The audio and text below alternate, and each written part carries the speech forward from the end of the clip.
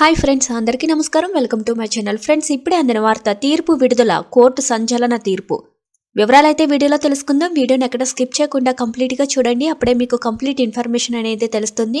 వీడియోని చూస్తున్నారు కానీ మన ఛానల్ సబ్స్క్రైబ్ చేసుకోవడం మాత్రం మర్చిపోతున్నారు ఫ్రెండ్స్. దయచేసి సబ్స్క్రైబ్ చేసుకోండి.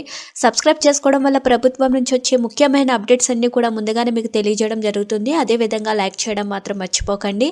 లైక్ చేయడం వల్ల ఇలాంటి ఇంపార్టెంట్ ఇన్ఫర్మేషన్ చాలా మందికి రీచ్ చేసిన వాళ్ళం అవుతాం. ఇంకా లేట్ చేయకుండా వివరాల్లోకి అయితే వెళ్ళిపోదాం. Calcutta RG Kar medical college PG doctor హత్యాచార కేసులో నిందితుడిని కోర్టు దోషిగా తేల్చింది. ప్రధాన నిందితుడు సంజయ్ రాయ్ని దోషిగా తేలుస్తూ సిల్దా కోర్టు తీర్పు వెలువరించింది.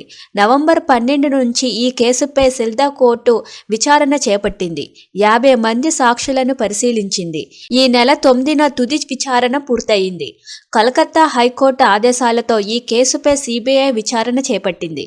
నిందితుడు సంజయ్ రాయ్కు పాలిగ్రాఫ్ టెస్టు నిర్వహించడంతో సహా ఆర్జీకర్ మాజీ ప్రిన్సిపల్ సందీప్ ఘోష్తో పాటు పలువురిని సిబిఐ ప్రశ్నించింది.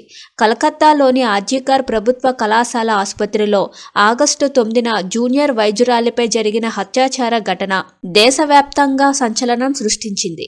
ఆసుపత్రిలోని సెమినార్ హాలులోని నిద్రిస్తున్న డాక్టర్పై హత్యాచారం జరిగింది కాగా, ఈ ఘటన జరిగిన 162 రోజుల తర్వాత ఈ కేసుపై శనివారం తుది తీర్పు వెలువడింది. Thank you for watching this video.